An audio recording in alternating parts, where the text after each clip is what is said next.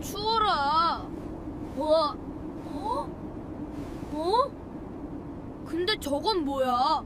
눈보라가 몰아치는 한겨울 산속에서 어린 신만이가 얼어 죽어가는 할머니를 발견합니다. 할머니, 여기서 뭐 하십니까? 이러다 얼어 죽습니다. 소녀는 할머니를 업고 자신의 집으로 갑니다.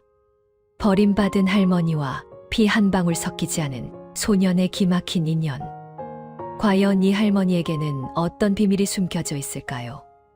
그리고 어린 신만이는 할머니를 무사히 지켜낼 수 있을까요?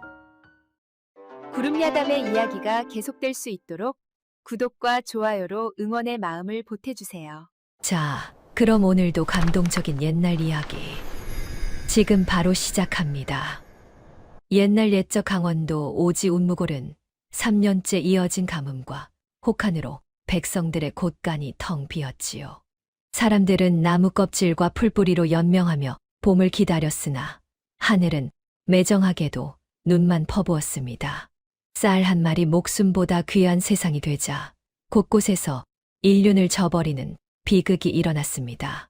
입 하나라도 줄이려 늙은 부모를 산속에 버려두고 돌아오는 집도 있었고 어린 딸을 한양 기방에 팔아넘기며 피눈물을 흘리는 집도 있었지요.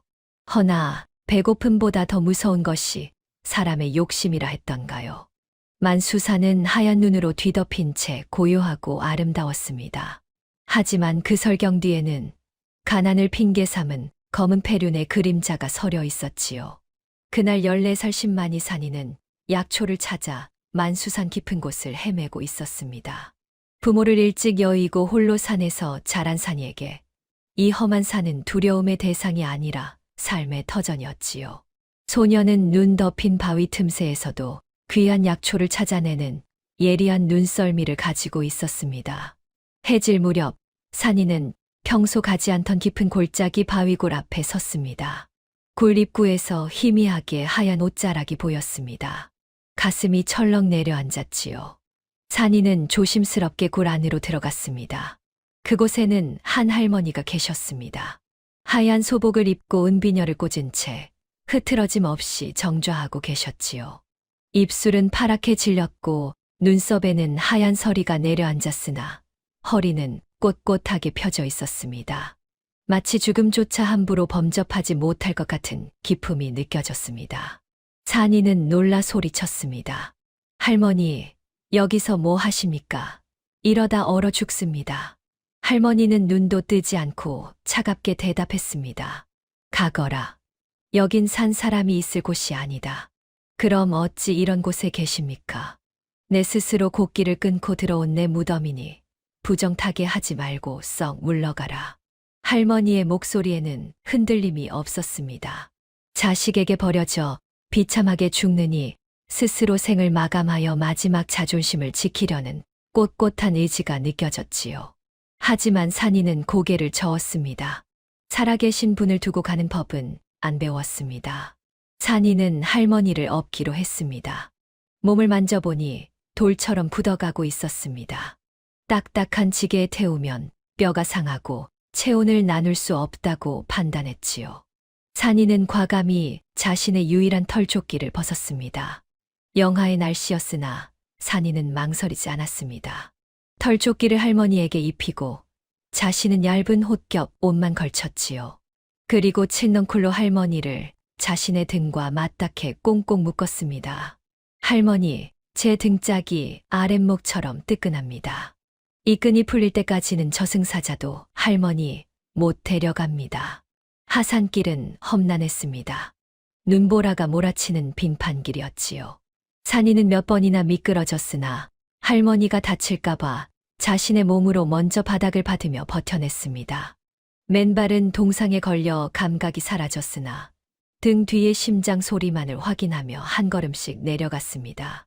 할머니, 주무시면 안 됩니다. 제 등에 귀를 대보세요. 심장이 뛰지요? 살아계신 겁니다. 산이의 목소리는 떨렸으나 그 안에는 누구도 막을 수 없는 절실함이 담겨 있었습니다. 산이는 할머니를 자신의 초가집으로 모셨습니다. 좁고 누추한 곳이었으나 산이가 할 수 있는 최선이었지요. 할머니를 조심스럽게 눕히고 자신의 누더기 이불을 덮어드렸습니다. 할머니는 이튿날 저녁이 되어서야 가까스로 눈을 뜨셨습니다. 산이는 그새 산토끼를 잡아 고아낸 국물과 도라지를 물러질 때까지 푹 고아서 뽀얀 미음을 만들어 두었지요. 이가 약해 음식을 삼키지 못하는 할머니를 위해 씹을 필요도 없이 술술 넘어가게 만든 것이었습니다. 할머니, 후후 불어시켰습니다. 조금씩 드셔보세요. 산이는 조심스럽게 미음을 떠먹였습니다. 사흘째 되던 날, 초가집 문이 조용히 열렸습니다. 주먹밥을 싸들고 온 소녀였습니다. 15살쯤 되어 보이는 계집아이가 걱정스러운 얼굴로 안을 들여다보았지요. 산이야, 며칠째 약방에 안 오길래 걱정돼서. 소혜였습니다. 부모를 잃고 악덕 약재상 박신의 약방에서 허드렛 일을 하며 사는 고아였지요. 산이의 유일한 친구였습니다. 소혜는 누워있는 할머니를 보고 깜짝 놀랐습니다. 이게 무슨 일이야? 비밀이야. 주인 어른이 아시면 큰일 난다. 산이는 급히 소혜의 입을 막으며 사정을 설명했습니다. 소혜는 한참을 할머니를 바라보다가 고개를 끄덕였지요. 알았어. 비밀 지킬게. 하지만 산이야, 주인 어른이 알면 너도 나도 쫓겨나 얼어 죽는다. 조심해야 해. 고맙다, 소혜야. 그날부터 소혜는 주인 박씨 몰래 쌀 한 줌, 소금, 기침 약재를 훔쳐다 산이에게 건넸습니다. 할머니의 회복을 돕는 결정적인 조력자가 되어준 것이었지요. 며칠 뒤 할머니가 기력을 되찾기 시작했습니다. 산이는 할머니의 발을 따뜻한 물로 씻겨드리다 멈칫했습니다. 거친 산 일을 한 사람들과 달리 굳은 살 하나 없이 아기처럼 곱고 매끄러운 발이었지요. 평생 흙 한 번 밟지 않고 비단심만 신고 다닌 발이었습니다. 이분은 보통 분이 아니시다. 산이는 직감했으나 묻지 않았습니다. 할머니는 굶주렸음에도 허겁지겁 먹지 않았습니다.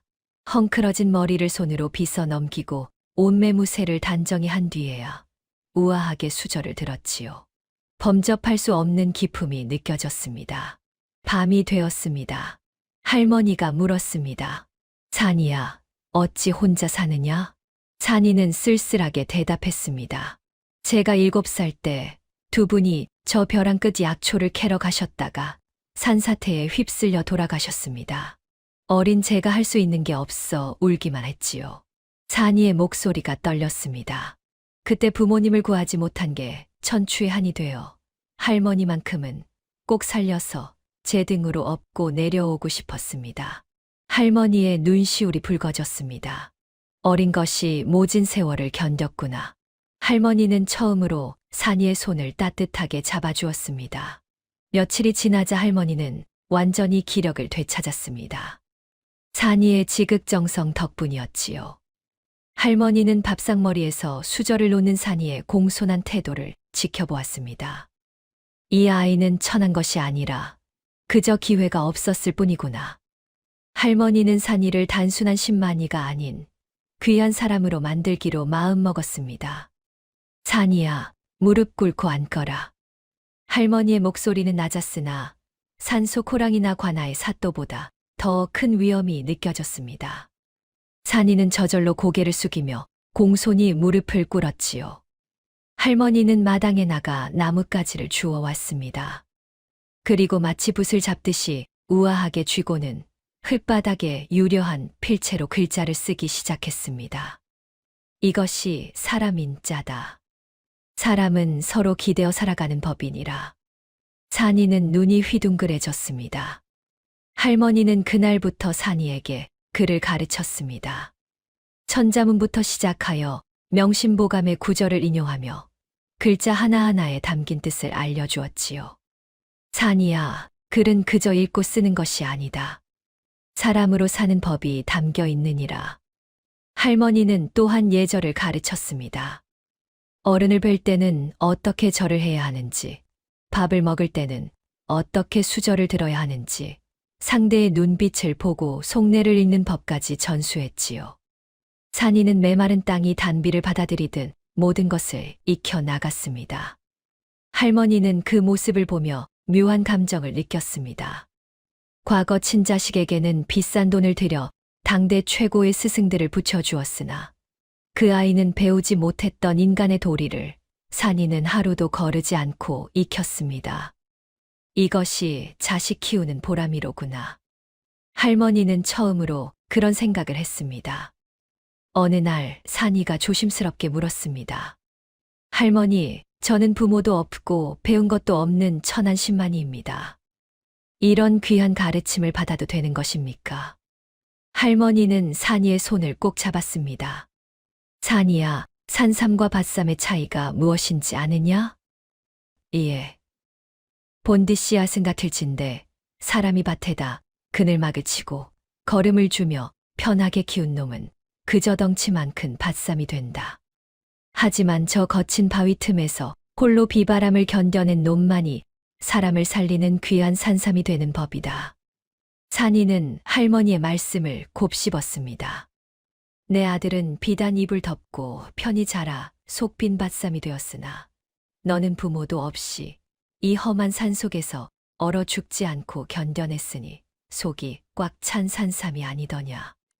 할머니의 목소리가 따뜻해졌습니다. 비단 옷을 입고도 짐승처럼 사는 놈들이 천지다.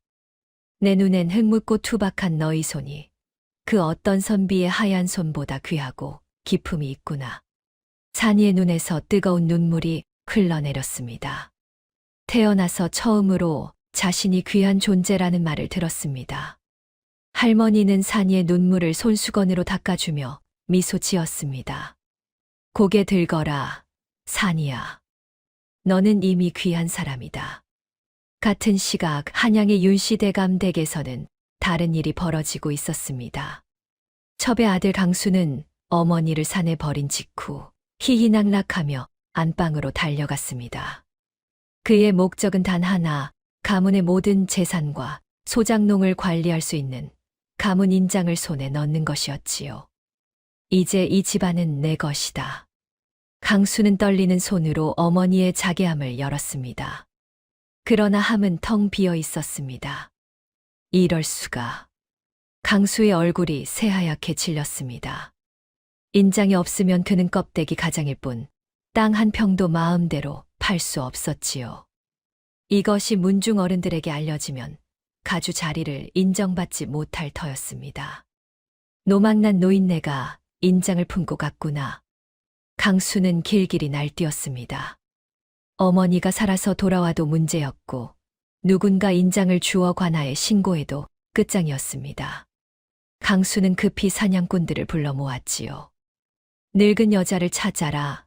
살았든 죽었든 인장만 찾아오면 후하게 상을 내리겠다. 사냥꾼들이 사방으로 흩어졌습니다. 그러나 강수는 몰랐습니다.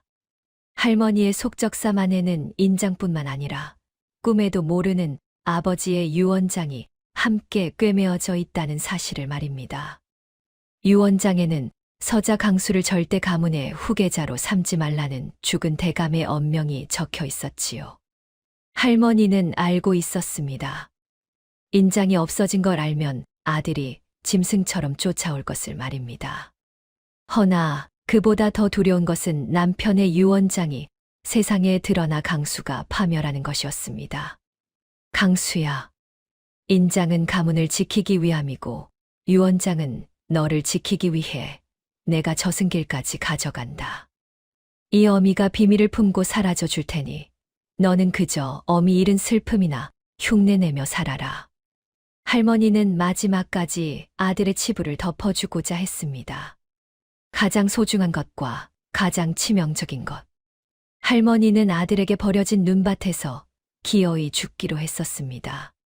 비록 배 아파 낳지는 않았으나 가슴으로 기른 첩의 자식. 그 못난 아들을 향한 슬픈 사랑 때문이었습니다. 하지만 그 배려가 통할지는 아무도 몰랐습니다.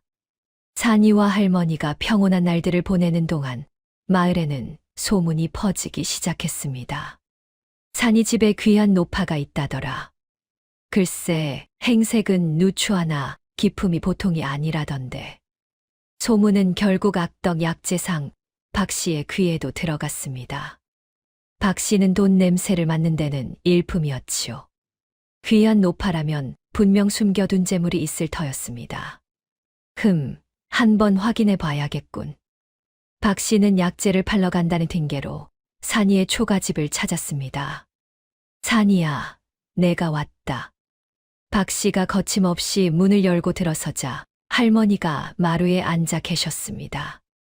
박 씨는 할머니의 모습을 보며 눈을 가늘게 떴지요. 남루한 옷을 걸쳤으나 허리는 꼿꼿했고 얼굴에는 세월의 주름이 깊었으나 눈빛만큼은 날카로웠습니다. 주인 어른, 갑자기 어인 일이십니까? 산이가 당황하며 앞을 막아섰습니다. 산아, 내가 모시는 어른께 인사를 드려야지. 박 씨는 능글맞게 웃으며 할머니께 다가갔습니다. 할머니를 살피려는 속셈이 뻔했지요. 그때 할머니가 천천히 고개를 들었습니다. 서슬퍼런 눈빛이 박 씨를 꿰뚫었습니다. 박 씨는 그 눈빛을 마주하는 순간 온몸이 얼어붙는 느낌을 받았지요. 누구의 허락도 없이 남의 집 문을 여는 버릇은 어디서 배웠느냐? 할머니의 목소리는 차갑고 낮았습니다. 평생 하인들을 호령하며 살아온 정경 부인의 위엄이 그대로 드러났지요. 박 씨는 저도 모르게 뒷걸음질을 쳤습니다. 저는 산인의 주인으로. 주인, 사람을 부려먹고 제값도 안 주는 자가 주인이라 하느냐? 할머니의 일갈에 박 씨의 얼굴이 붉어졌습니다. 네가 누군지는 모르나 당장 물러가지 않으면 이 늙은이가 관아에 가서 너의 행실 낱낱이 고하리라. 박 씨는 더 이상 버티지 못하고 황급히 밖으로 나갔습니다. 초가집을 빠져나온 박 씨는 식은땀을 닦으며 중얼거렸습니다. 저 노인네 보통이 아니야. 분명 무언가 숨기고 있어. 박 씨의 눈에 탐욕이 어렸습니다. 귀한 노파라면 분명 감나가는 물건을 가지고 있을 터였지요. 잘하면 한몫 단단히 챙길 수 있겠는걸. 박 씨는 입맛을 다시며 돌아갔습니다. 그날 밤 할머니는 산이를 조용히 불렀습니다. 산이야, 앉거라. 너에게 할 이야기가 있다. 할머니의 목소리에는 깊은 슬픔이 배어 있었습니다. 산이는 할머니 곁에 무릎을 꿇고 앉았지요. 할머니, 무슨 일이세요? 할머니는 한참을 말없이 어둠을 바라보다가 입을 열었습니다. 산이야, 나는 한양의 양반가에서 살았던 사람이다. 산이는 이미 짐작하고 있었으나 조용히 귀를 기울였습니다. 남편이 처백에서 얻은 아이가 있었다. 나는 그 아이를 친자식처럼 키웠지. 밤잠을 설쳐가며 유모를 구해서 젖을 먹이고 병이 나면 밤새 간호했느니라. 할머니의 목소리가 떨렸습니다. 그 아이를 사람 만들겠다고 최고의 스승을 붙여주고 비단옷을 입히고 한 끼도 거르지 않게 했다. 산이는 할머니의 손을 꼭 잡았습니다. 그런데 그놈이 말이다. 나를 저 추운 산속에 버렸구나. 할머니의 눈에서 눈물이 흘러내렸습니다. 산이의 가슴에 분노가 치솟았습니다. 부모를 일찍 여의고 그리움에 살아온 산이에게 부모를 버린다는 것은 상상조차 할 수 없는 일이었지요. 할머니, 산이는 떨리는 목소리로 외쳤습니다. 어찌 그런 짐승만도 못한 놈이 있단 말입니까? 제가 할머니를 업고 한양까지 가겠습니다. 가서 그 불효자를 잡고 할머니 앞에 무릎 꿇리겠습니다. 키워주신 은혜를 어찌 그리 갚을 수 있단 말입니까? 산이의 눈에는 진심 어린 분노와 결의가 담겨 있었습니다. 할머니는 그런 산이를 바라보며 가슴이 뭉클했습니다. 피 한 방울 섞이지 않은 이 아이가 자신을 아껴주고 있었습니다. 고맙구나, 산이야. 하지만 험한 길이다. 네가 다칠까 두렵구나. 두렵지 않습니다. 산이는 고개를 저었습니다. 그 자가 할머니를 다시는 함부로 대하지 못하게 하겠습니다. 할머니는 산이의 손을 꼭 잡았습니다. 네가 있어 참 다행이구나. 며칠 뒤 마을에 낯선 사내들이 나타났습니다. 강수가 보낸 사병들이었지요. 그들은 집집마다 돌아다니며 할머니를 찾았습니다. 하얀 소복을 입은 노파를 본 사람이 있느냐? 찾아주는 자에게는 후한상을 내리겠다. 마을 사람들은 두려움에 떨며 고개를 저었습니다. 하지만 소문은 빠르게 퍼졌고 산이의 귀에도 들어왔지요. 산이는 상황을 파악했습니다. 저자들이 할머니를 찾으러 왔구나. 그것도 죽이려고. 분노가 치솟았습니다. 산이는 약초 캐는 낫을 움켜쥐고 초가집 밖으로 뛰쳐나갔습니다. 산이의 눈은 핏발이 서 있었습니다. 그때 할머니가 산이의 팔을 붙잡았습니다. 그 낫을 내려놓거라. 할머니의 목소리는 서슬퍼렇게 차가웠습니다. 산이는 할머니의 기세에 눌려 멈칫했지요. 똥이 더럽다고 손으로 치우면 결국 내 손에도 똥이 묻는 법이다. 하지만 할머니, 그놈은 이미 사람이기를 포기한 짐승이다. 짐승을 잡겠다고 너까지 짐승이 되려느냐? 할머니의 눈빛이 산이를 꿰뚫었습니다. 복수는 칼로 하는 것이 아니다. 내가 보란 듯이 훌륭한 사람이 되어 저들이 틀렸음을 증명하는 것. 그것이 가장 무섭고 우아한 복수니라. 산이는 할머니의 말씀에 울컥했습니다. 분노로 가득 찼던 가슴이 서서히 가라앉았지요. 할머니의 말씀이 옳았습니다. 저들처럼 되어서는 안 되었습니다. 할머니, 죄송합니다. 산이는 깊이 고개를 숙였습니다. 하지만 어찌 피하겠습니까? 저들은 할머니를 찾을 때까지 이 마을을 떠나지 않을 것입니다. 할머니는 잠시 생각에 잠기더니 말했습니다. 산이야, 내가 가장 잘 아는 산길이 어디냐? 예. 저들을 그곳으로 유인할 수 있겠느냐? 산이의 눈이 반짝였습니다. 할머니의 뜻을 알아챈 것이지요. 할 수 있습니다. 그날 밤 산이는 일부러 자객들 앞에 모습을 드러냈습니다. 그리고 험한 산길로 도망치듯 달렸지요. 저놈을 쫓아라. 분명 노파를 숨겨둔 곳으로 가는 것이다. 자객들이 산이를 뒤쫓았습니다. 산이는 낭떠러지와 가시덤불이 우거진 길로 자객들을 유인했습니다. 산길을 훤히 꿰고 있는 산이와 달리 자객들은 어둠 속에서 비틀거렸지요. 으악! 여기가 어디냐? 자객 몇몇이 가시덤불에 걸려 넘어지고 일부는 늪에 빠졌습니다. 그 틈을 타 할머니는 소해의 도움으로 마을을 빠져나왔습니다. 산이는 자객들을 따돌린 후 약속한 장소에서 할머니와 합류했습니다. 할머니, 괜찮으십니까? 그래, 잘했다. 이제 한양으로 가자꾸나. 둘은 어둠을 틈타 한양으로 향하는 길을 나섰습니다. 한양으로 가는 길에 오르기 전 산이와 할머니는 운무골에서 한나절 거리에 있는 작은 마을에 들렀습니다. 사람들의 눈을 피해 마을 외곽 샘가에 앉아 쉬었지요. 산이는 걱정스러운 얼굴로 할머니를 바라보았습니다. 할머니는 기력을 되찾았다고는 하나 긴 여정을 견디기엔 여전히 힘들어 보였지요. 할머니, 괜찮으십니까? 괜찮다. 잠시 쉬면 된다. 할머니는 옷고름에 매달린 작은 물건을 만지작거렸습니다. 은빛으로 반짝이는 작은 통이었지요. 산이야, 이것을 보거라. 할머니는 옷고름에서 은재 향갑을 떼어내 산이에게 건넸습니다. 이것이 무엇입니까? 열어보거라. 산이는 조심스럽게 향갑의 뚜껑을 열었습니다. 그 안에는 향이 아닌 묵직한 순금 가락지 한 쌍이 들어 있었지요. 산이는 깜짝 놀라 고개를 들었습니다. 할머니, 이것을 팔면 한양까지 갈 채비는 넉넉히 할 수 있을 게다.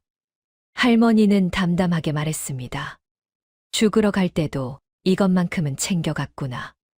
혹시 모를 일에 대비해서 말이다. 산이는 황금 가락지를 바라보며 가슴이 뭉클했습니다. 할머니는 죽음을 각오하면서도 혹시 모를 상황을 대비해 이것을 품고 계셨던 것입니다. 이제 우리는 떳떳하게 한양으로 갈 수 있다. 제대로 된 행색을 갖추고 말이다.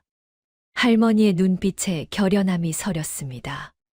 산이야, 가까운 마을에 가서 이것을 팔고 우리 둘이 입을 옷을 사오거라. 그리고 한양까지 갈 노잣돈도 마련하고. 예, 할머니. 산이는 황금 가락지를 품에 넣고 일어섰습니다. 조심해서 다녀오겠습니다. 할머니는 산이의 뒷모습을 바라보며 조용히 중얼거렸습니다. 이제 곧 한양이구나. 그때가 되면 모든 것이 밝혀지겠지. 할머니의 손은 다시 속적삼 안쪽으로 향했습니다. 그곳에는 아직 인장과 유언장이 꿰매어져 있었지요. 복수의 시간이 다가오고 있었습니다. 산이가 가락지를 팔고 돌아온 그날 밤, 소혜가 숨을 헐떡이며 마을 외곽 빈 움막으로 찾아왔습니다. 산이야, 큰일 났어. 주인 어른이 자객들에게 네가 어느 방향으로 갔는지 알려주고 돈을 받으려고 해. 산이의 얼굴이 굳었습니다. 내일 새벽에 자객들이 이 길로 올 거야. 지금 당장 떠나야 해. 할머니가 조용히 일어섰습니다. 소혜야, 고맙구나. 소혜는 할머니께 공손히 절을 올린 뒤 품속에서 무언가를 꺼냈습니다. 털이 덧대어진 고급 가죽신 한 켤레였지요. 이건 주인 어른 신발이야. 주인 어른이 자는 틈을 타서 훔쳐왔어. 그리고 내 낡은 집시는 반대편 골짜기에 떨어뜨려 놨어. 자객들이 그쪽으로 갈 거야. 산이는 말을 잇지 못했습니다. 주인의 물건을 훔치다 들키면 매질을 당하고 쫓겨날 터였습니다. 소혜는 그것을 알면서도 자신을 위해 이런 일을 저질렀던 것이지요. 앉아봐. 소혜는 산이를 앉히고 무릎을 꿇었습니다. 그리고 산이의 낡은 집신을 벗기고 가죽신을 조심스럽게 신겼지요. 산이야, 이 길로 가면 다시는 못 볼지도 모른다. 소혜의 눈에서 눈물이 흘러내렸습니다. 허나 집신으론 한양까지 못 가. 주인 어른 신발이지만 지금은 내 발이 더 귀하다. 발 얼지 않게 꼭 동여매고 부디 살아서 돌아와야 해. 산이는 소혜의 손을 꼭 잡았습니다. 나는 반드시 성공해서 돌아올 거야. 그때는 떳떳한 사람이 되어서 너를 다시 보러 올게. 약속해, 그때까지 건강하게 있어. 소혜는 울음을 삼키며 고개를 끄덕였습니다. 할머니가 소혜의 손을 잡았습니다. 소혜야, 고맙다. 이 은혜는 반드시 갚을 게다. 소혜는 마지막으로 산이를 바라보고 어둠 속으로 사라졌습니다. 산이는 발에 신겨진 따뜻한 가죽신을 내려다보았습니다. 소혜야, 꼭 다시 만나. 산이는 마음속으로 다짐하며 할머니를 따라 길을 나섰습니다. 한양으로 가는 길은 험난했습니다. 마을을 벗어나 안전한 곳에 이르자 할머니가 산이를 세웠습니다. 산이야, 이제 옷을 갈아입어야 한다. 거짓골로는 한양 성문을 들어설 수 없다. 산이가 마을에서 사온 옷보따리를 풀었습니다. 할머니께는 단정한 옷을, 자신은 소박하지만 깨끗한 평민 옷을 꺼냈지요. 이제 우리는 시골에서 온 할머니와 손자로 보일 것이다. 옷을 갈아입은 뒤에도 산이는 할머니를 지게에 태워 업고 산길을 걸었습니다. 발이 부르트고 등에서는 땀이 비 오듯 흘러내렸지요. 며칠째 걷던 어느 날 산이는 멈춰 섰습니다. 땀 범벅이 된 채 뒤를 돌아보며 죄송한 마음을 감추지 못했습니다. 할머니, 냄새나는 등판에 엎혀 얼마나 불편하십니까? 이런 누추한 지게에 태우다니. 할머니는 산이의 땀이 젖은 등판에 뺨을 가만히 기댔습니다. 그리고 손수건을 꺼내 산이의 이마를 닦아주며 말했습니다. 아니다, 산이야. 고개 들거라. 할머니의 목소리는 따뜻했습니다. 내 평생 장정 열놈이 매는 으리으리한 가마도 타보고 화려한 꽃가마도 타보았다. 허나 욕심으로 맨 가마는 가시방석 같았고 가식으로 맨 가마는 얼음장처럼 차가웠다. 할머니의 손이 산이의 어깨를 다독였습니다. 내 70평생 타본 것 중에 네가 진심으로 업어주는 이 삐걱대는 지게가 가장 따뜻하고 편안하구나. 산이의 눈에서 뜨거운 눈물이 흘러내렸습니다. 할머니의 말씀에 다시 걸을 힘이 솟았지요. 산이는 허리를 고추 세우고 다시 걸음을 옮겼습니다. 길을 가던 중 도적대를 만나기도 했습니다. 산이가 당황할 때 할머니가 침착하게 말했습니다. 도적들아, 우리는 가진 것이 없는 가난한 할머니와 손자다. 내 놈들도 누군가의 자식이거늘 어찌 늙은이와 어린 것을 해치려 하느냐? 할머니의 위험 있는 목소리에 도적들은 물러갔습니다. 또 어느 날은 길을 잃기도 했습니다. 산이가 갈팡질팡할 때 할머니가 해의 방향을 보며 길을 알려주었지요. 저 산 너머로 가면 큰 마을이 나온다. 거기서 하룻밤 묵어가자꾸나. 할머니의 연륜과 지혜가 빛을 발하는 순간이었습니다. 산이는 할머니의 다리가 되어주었고 할머니는 산이의 지혜가 되어주었습니다. 둘은 서로가 서로를 지키는 완벽한 동반자가 되어갔지요. 산이는 할머니를 통해 세상을 배웠고 할머니는 산이를 통해 잃어버렸던 사람에 대한 믿음을 되찾았습니다. 조금만 더 가면 한양이다, 산이야. 예, 할머니. 제가 꼭 모셔다 드리겠습니다. 두 사람은 서로를 의지하며 한양을 향해 걸어갔습니다. 열흘이 지나 산이와 할머니는 마침내 한양 성문 앞에 도착했습니다. 그런데 성문 앞 분위기가 심상치 않았습니다. 포졸들과 사병들이 질비하게 늘어서서 들어오는 사람들을 일일이 검문하고 있었지요. 늙은 여자와 젊은 사내가 함께 오거든 무조건 붙잡아라. 강수가 내린 지령이었습니다. 인장을 되찾지 못한 당수는 폐물을 훔쳐달아난 늙은 종을 잡는다는 명분으로 한양 길목에 사병을 깔고 검문을 강화했던 것입니다. 산이와 할머니가 성문에 다가서자 포졸들이 앞을 막아섰습니다. 거기 서라. 인상차기가 딱 그놈들이구나. 폐물을 훔친 늙은 종년과 젊은 도둑놈이 제 발로 걸어왔구나. 산이는 무릎을 꿇고 애원했습니다. 아닙니다. 우리는 시골에서 온 할머니와 손자입니다. 할머니 병세가 위중하여 한양 큰 의원에 가는 길입니다. 제발 길을 터주십시오. 그러나 포상금에 눈이 먼 포졸 대장은 듣지 않았습니다. 시끄럽다. 병이 났으면 산에다 묻을 것이지 어딜 기어들어와? 이놈들을 당장 포박해서 관하로 끌고 가라. 포졸들이 산이를 발로 차 넘어뜨렸습니다. 그리고 할머니를 지게에서 거칠게 끌어내리려 했지요. 안 됩니다. 우리 할머니 몸에 손대지 마라. 산이는 포졸의 바짓가랑이를 붙잡고 늘어졌습니다. 화가 난 포졸이 산이를 향해 몽둥이를 높이 쳐들었습니다. 그 순간 웅크리고 있던 할머니가 산이를 감싸 안으며 천둥 같은 호통을 쳤습니다. 멈춰라. 할머니는 품속 깊은 곳에서 기름종이와 비단으로 겹겹이 싸둔 두루마리 문서를 꺼냈습니다. 쫙 펼치자 선명하게 찍힌 붉은색 임금님의 옥새가 드러났지요. 이것은 주상 전하께서 내린 정경부인 교지다. 할머니의 목소리가 성문 앞을 울렸습니다. 내가 바로 영의정 윤대감의 처 정경부인 윤씨다. 감히 누구 몸에 손을 대려 하느냐. 붉은 옥새를 확인한 포졸 대장은 다리가 풀려 그 자리에 털썩 주저앉았습니다. 정경부인을 능멸한 죄는 참수형에 해당했지요. 아이고 마님, 죽을 죄를 지었습니다. 포졸들이 일제히 땅에 엎드렸습니다. 산이는 멍하니 할머니를 올려다보았습니다. 며칠 전까지 병들어 누워 계시던 분이 지금은 태산보다 거대해 보였습니다. 할머니, 대체 누구십니까? 할머니가 흙 묻은 산이의 옷을 털어주며 미소 지었습니다. 산이야, 놀라게 해서 미안하다. 너는 조선 최고 명문가의 안방마님을 업고 온 생명의 은인이다. 이제 고개 들고 당당히 들어가자꾸나. 한양에 도착한 산이와 할머니는 곧바로 윤씨대감 댁으로 가지 않았습니다.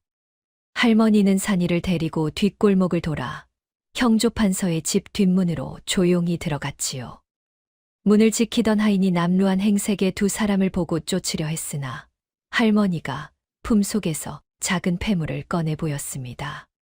이것을 대감께 전하거라. 윤 씨 부인이 찾아왔다고. 하인은 폐물을 보고 깜짝 놀라 황급히 안으로 뛰어갔습니다. 잠시 후 형조판서가 직접 뛰어나왔습니다. 이게 누구시오? 윤 씨 부인께서 돌아가셨다는데. 형조판서는 할머니를 보고 소스라치게 놀랐습니다. 죽은 줄 알았던 정경 부인이 눈앞에 서 있었던 것입니다. 대감, 긴 사연이 있습니다. 안으로 들어가 말씀드리겠습니다. 형조판서는 두 사람을 급히 안채로 안내했습니다. 할머니는 모든 사연을 털어놓았습니다. 산에 버려진 일, 산이가 목숨 걸고 구해준 일, 그리고 강수의 폐륜까지 낱낱이 밝혔지요. 형조판서는 분노에 떨었습니다. 그 역적 같은 놈이 감히 키워준 어머니를 산에 버리다니. 대감, 지금 강수가 무엇을 하고 있는지 아십니까? 형조판서가 한숨을 쉬었습니다. 장례를 날림으로 치르고 내일 문중회의를 연다고 소집령을 내렸습니다. 가주 자리를 서둘러 차지하려는 것이지요. 역시 그러리라 생각했습니다. 할머니의 눈빛이 차갑게 식었습니다. 그놈은 문중 어른들을 술과 돈으로 매수하여 자신의 가주 승계를 인정받으려 할 것입니다. 형조판서가 고개를 끄덕였습니다. 부인, 제가 무엇을 도와드리면 되겠습니까? 내일 회의가 열릴 때까지 우리가 여기 있다는 것을 비밀로 해 주십시오. 할머니의 입가에 차가운 미소가 번졌습니다. 죽은 자가 살아 돌아온다면 어떻게 될까요? 그것도 문중 어른들과 권세가들이 모두 모인 자리에서 말입니다. 형조판서는 할머니의 뜻을 알아차렸습니다. 훌륭한 계책입니다.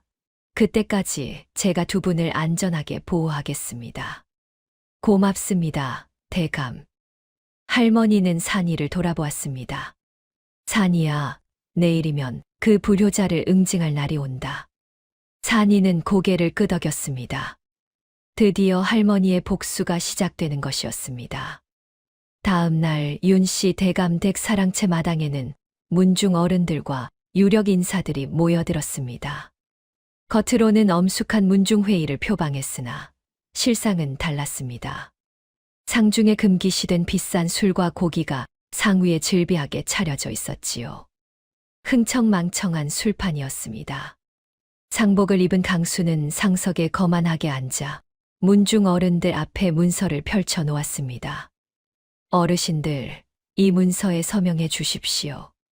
저희 강수를 이 가문의 적통으로 인정한다는 내용입니다. 문중 어른들은 강수가 뿌린 돈에 매수되어 눈치만 보며 술을 마셨습니다. 강수가 술잔을 높이 들어 올렸습니다. 자, 어르신들, 어머니의 인장은 이미 제가 물려받아 보관 중입니다. 이제 이 가문의 주인은 저 강수이니 어서 서명하시고 드시지요. 거짓말이었습니다. 바로 그때였습니다. 쾅! 굳게 닫혀있던 대문이 거칠게 열렸습니다. 내 인장을 훔쳐간 도둑놈이 감히 누구 맘대로 주인 행세냐. 서슬퍼런 목소리가 마당을 가득 채웠습니다. 모든 사람들의 시선이 대문으로 향했습니다. 그곳에는 죽었다던 윤씨 부인이 산이의 부축을 받으며 당당히 걸어 들어오고 있었지요. 연 회장은 찬물을 끼얹은 듯 고요해졌습니다. 강수는 귀신을 본 듯 사색이 되어 뒷걸음질 쳤습니다. 어머니? 할머니는 좌중을 둘러보며 호통쳤습니다. 어미 장내의 술 냄새가 진동을 하는구나. 할머니의 목소리가 마당을 울렸습니다. 내 놈 뱃속엔 아기가 들었느냐, 아니면 짐승이 들었느냐. 내 두 눈이 시퍼렇게 살아있는데 누가 감히 내 집에서 술판을 벌이느냐. 문중 어른들이 황급히 술잔을 내려놓고 땅에 엎드렸습니다. 마님, 저희는 몰랐습니다. 할머니는 산이를 가리켰습니다. 이 아이가 얼어 죽어가는 나를 등에 업고 살려냈다. 내 놈이 버린 어미를 남남인 이 아이가 목숨 걸고 구해준 것이다. 할머니가 강수를 차갑게 노려보았습니다. 내 놈이 어미를 죽이려 했으나 하늘이 살려주셨다. 할머니의 반격이 시작된 것이었습니다. 윤씨 부인의 일갈에 강수는 사색이 되었습니다. 하지만 이대로 무너지면 끝장이라는 생각에 강수는 거짓을 진실로 덮어씌우는 도박을 감행했습니다. 강수가 짐짓 비통한 표정을 지으며 소리쳤습니다. 어르신들 속지 마십시오. 제 불쌍한 어머니는 이미 돌아가셨습니다. 저 늙은이는 어머니와 닮은 점을 이용해 가문을 능멸하러 온 사기입니다. 강수는 할머니의 남루한 행색을 손으로 가리켰습니다. 보십시오. 정경 부인이 저런 거짓골일 리가 있습니까? 문중 어른들이 웅성거리기 시작했습니다. 하긴 장례까지 치렀는데 강수는 그 틈을 놓치지 않고 사병들에게 명령했습니다. 여봐라. 당장 저 미친 노파와 놈을 멍석말이하여 쫓아내라. 사병들이 주춤하다가 강수의 서슬에 못 이겨 할머니에게 달려들었습니다. 칼과 몽둥이를 든 사병들이 할머니에게 손을 대려는 순간 산이가 온몸을 던져 앞을 막아섰습니다. 산이는 강수를 똑바로 노려보며 피를 토하듯 절규했습니다. 나으리, 짐승도 제 어미 냄새는 알아보는 법입니다. 낳아주신 분은 아니나 평생을 바쳐 나으리를 키운 분입니다. 산이의 목소리가 떨렸습니다. 비단옷을 입었다고 어미를 몰라보고 누더기를 입었다고 어미를 내치십니까? 하늘이 무섭지도 않으십니까? 산이의 처절한 외침이 마당에 울렸습니다. 사병들이 산이의 기세에 눌려 멈칫했습니다. 문중 어른들도 산이의 절규에 가슴을 찌른 듯 얼굴이 굳어졌지요. 한 어른이 조용히 말했습니다. 저 아이의 말이 틀리지 않구나. 비록 행색은 누추하나 저분의 눈빛과 기품은 거짓이 아니다. 분위기가 반전되기 시작했습니다. 강수는 식은땀을 흘리며 당황했습니다. 할머니는 산이를 다독이며 조용히 말했습니다. 고맙다, 산이야. 이제는 내가 할 차례다. 할머니는 천천히 품속에서 기름종이에 쌓인 두 가지 물건을 꺼냈습니다. 하나는 가문의 인장이었고 다른 하나는 누렇게 바랜 문서였지요. 형조판서 대감께서 계시니 증인이 되어 주시겠습니까? 형조판서가 앞으로 나왔습니다. 물론입니다. 할머니는 먼저 인장을 높이 들어 올렸습니다. 이강수, 네가 찾던 인장이 여기 있다. 내 놈이 내가 죽으면 이것을 빼앗아 가문을 차지하려 했으나 내가 품속에 지니고 나왔다. 강수의 얼굴이 새하얗게 질렸습니다. 할머니는 이어서 누런 문서를 펼쳤습니다. 이것은 너의 아버지 윤대감의 친필 유언장이다. 문중 어른들이 숨을 죽이며 지켜보았습니다. 형조판서가 유언장을 받아 큰 소리로 읽어 내려갔습니다. 서자 이강수는 성정이 포악하고 탐욕스러우니 절대 가문을 잊게 하지 말라. 마당에 있던 모든 사람들이 술렁거렸습니다. 강수는 뒷걸음질 치며 고개를 저었습니다. 거짓말입니다. 아버지께서 그런 유언을 남기실 리 없습니다. 할머니가 강수를 노려보며 호통쳤습니다. 너의 아비가 너를 내치라 하였을 때 눈물로 막아서며 너를 지킨 것이 바로 나였다. 할머니의 목소리가 떨렸습니다. 내 너를 사람 만들고자 이 유서를 숨겨왔거늘 내 놈이 기어이 짐승이 되었구나. 문중 어른들이 강수를 차갑게 바라보았습니다. 한 어른이 일어나 말했습니다. 윤대감의 필체가 분명하구나. 이 유언장은 진짜다. 다른 어른도 고개를 끄덕였습니다. 이강수, 네가 어머니를 산에 버린 것이 사실이냐? 강수는 입술을 떨며 대답하지 못했습니다. 할머니가 차갑게 선언했습니다. 이강수, 너는 오늘부로 이 가문에서 영구 제명된다. 아버지의 유언대로 너를 파적하노라. 강수는 무릎이 꺾여 바닥에 주저앉았습니다. 모든 것이 끝난 것이었습니다. 할머니의 선언이 끝나자마자 형조 판서가 앞으로 나섰습니다. 이강수, 너의 죄는 존속 유기에 그치지 않는다. 형조 판서는 품속에서 문서를 꺼냈습니다. 내가 관직을 사고판 매관매직, 가문의 재산을 빼돌린 횡령, 그 모든 증거가 여기 있다. 강수는 고개를 저으며 부인했습니다. 아닙니다. 모함입니다. 여봐라. 이강수를 당장 포박하라. 형조 판서의 명령에 포졸들이 들이닥쳤습니다. 강수는 뒤늦게 사병들에게 손짓했으나 이미 사병들도 정경부인 앞에서는 감히 칼을 들 수 없었습니다. 포졸들이 강수를 포박했습니다. 놓아라. 놓으라니까. 강수는 발버둥 치며 저항했으나 소용없었습니다. 끌려가면서 강수는 할머니를 향해 울부짖었습니다. 어머니, 어머니, 저를 용서해 주십시오. 제가 잘못했습니다. 할머니는 강수를 차갑게 내려다보았습니다. 눈길조차 주지 않고 냉정히 돌아섰지요. 너는 이제 내 아들이 아니다. 할머니의 목소리는 얼음처럼 차가웠습니다. 강수는 끌려가며 절규했으나 아무도 그를 동정하지 않았습니다. 그때 형조 판서가 다시 입을 열었습니다. 정경부인의 위치를 자객들에게 팔아넘기려 한 자가 또 있습니다. 악덕 약재상 박 씨를 잡아들여라. 포졸들이 박 씨를 끌고 왔습니다. 박 씨는 이미 겁에 질려 사색이 되어 있었습니다.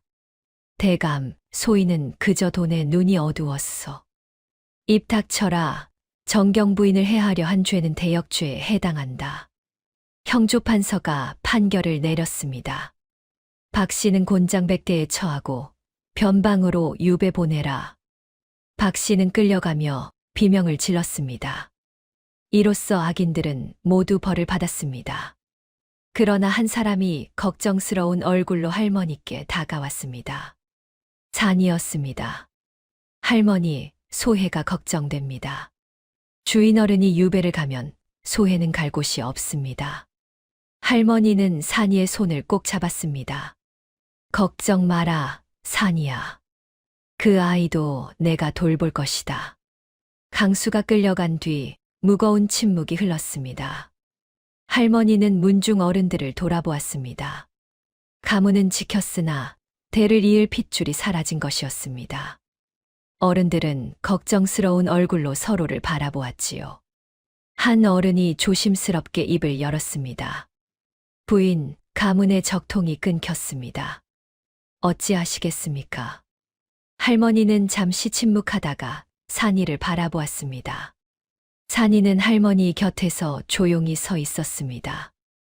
누추한 옷을 입었으나 그 눈빛만큼은 누구보다 맑고 당당했지요. 할머니가 입을 열었습니다. 어르신들, 제가 한 가지 묻겠습니다.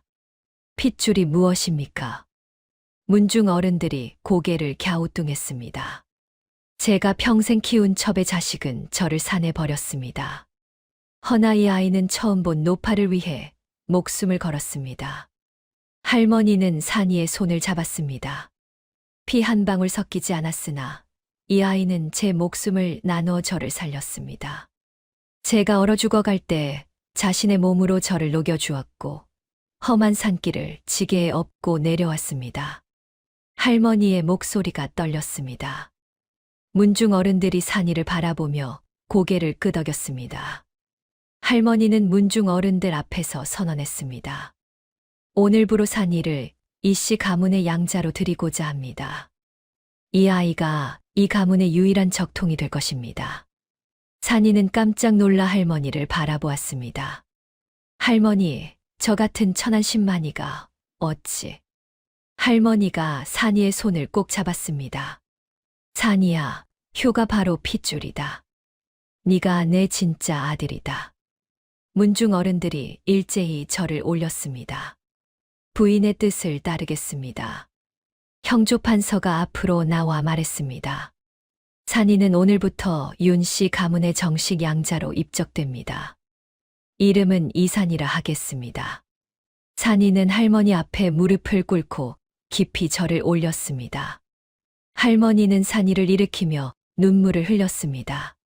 이씨 가문의 정식 양자가 된 이산. 할머니는 이산에게 당대 최고의 무관들을 스승으로 붙여주었습니다. 이산은 산을 타며 다져진 강인한 체력과 끈기로 무예를 빠르게 익혔지요. 밤에는 글을 읽고 낮에는 활을 쏘았습니다. 이산은 소해에게 했던 약속을 잊지 않았습니다. 반드시 성공해서 돌아오겠다는 그 약속을 지키기 위해 피나는 노력을 했지요. 3년이 흘렀습니다. 이산은 무과 전시에서 당당히 장원 급제했습니다. 임금이 직접 어사화를 하사하며 칭송했지요. 눈빛이 살아있다. 과연 그 어머니의 그 아들이로다. 할머니는 어사화를 만지며 눈물을 흘렸습니다. 강수는 돈 주고 벼슬을 샀으나 너는 실력으로 임금님이 주신 꽃을 받아왔구나. 이산은 화려한 관복을 입고 어사화를 꽂은 채 운무굴로 금이 환영했습니다. 과거 이산을 무시했던 마을 사람들이 머리를 조아렸습니다. 이산은 소해를 찾았습니다. 소해는 박씨가 유배를 간 뒤 쫓겨나 다 쓰러져가는 헛간에서 지내고 있었습니다. 소해야. 소해는 이산을 보고 눈물을 흘렸습니다. 산이야. 아니, 이산 나으리. 이산은 소해의 손을 잡았습니다. 나와 함께 가자. 내가 약속했지 않았느냐. 성공해서 돌아오겠다고. 소해는 뒷걸음질 쳤습니다. 나으리, 저는 가진 것 없는 천한 고아입니다. 귀한 분의 앞길을 막을 수 없습니다. 그때 할머니가 나타났습니다. 할머니는 소해의 거친 손을 잡았습니다. 무슨 소리냐. 내 며느리는 가문이 아니라 심성을 볼 것이다. 할머니의 목소리는 따뜻했습니다. 너는 주인 몰래 내 목숨줄을 챙겨준 은인이다. 내가 아니면 내 며느리 자리는 비워둘 것이다. 소해는 할머니 앞에 무릎을 꿇고 울었습니다. 이산과 소해는 할머니의 축복 아래 혼례를 올렸습니다. 신분을 뛰어넘은 진심이 이룬 결실이었습니다. 세월이 흘렀습니다. 백발이 성성한 윤씨 부인과 중년의 든든한 가장이 된 이산, 그리고 인자한 안방마님이 된 소해가 이 대감댁 마루에 앉아 있었습니다. 마당에서는 이산과 소해를 닮은 손자, 손녀들이 제잘대며 뛰어놀고 있었지요. 어린 손자가 다락방에서 무언가를 들고 뛰어 내려왔습니다. 할머니, 이 냄새나고 구멍난 옷은 뭐예요? 손자가 들고 온 것은 낡고 털이 다 빠진 옷 한 벌이었습니다. 그것은 바로 그해 겨울 산이가 얼어 죽어가는 할머니를 살리기 위해 벗어주었던 토끼털 조끼였지요. 할머니가 손을 내밀었습니다. 이리 다오. 할머니는 그 조끼를 보물처럼 받아 안았습니다. 조끼에 얼굴을 묻고 냄새를 맡으며 눈시울을 붉혔지요. 할머니의 목소리가 떨렸습니다. 할미가 평생 입어본 비단옷, 궁궐에서 하사받은 화롯. 그 어떤 비싼 옷보다 귀하고 따뜻한 옷이다. 손자들이 고개를 갸우뚱했습니다. 이 옷이 없었으면 지금의 너희들도 아버지도 이 할미도 없었을 것이다. 옆에 서 있던 이산이 그 모습을 보며 조용히 눈물을 훔쳤습니다. 이산은 아이들 앞에 무릎을 꿇고 말했습니다. 사람은 비단으로 몸을 감싸는 게 아니란다.